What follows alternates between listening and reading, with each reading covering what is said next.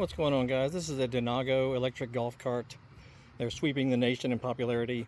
If you have a need to remove the armrest, we had one that's it's having a little problem in here. It's very stiff to move back and forth. Not this one, but another cart. If you want to actually remove this, I guess if you want to do seat covers or something on it, here's what you do. Forcefully pull the entire thing back and all the way down, and it will come out with some force. That's all there is to it. To put it back in there, just push inward firmly. It's got a little spring action in there. Just push it firmly, and there you go.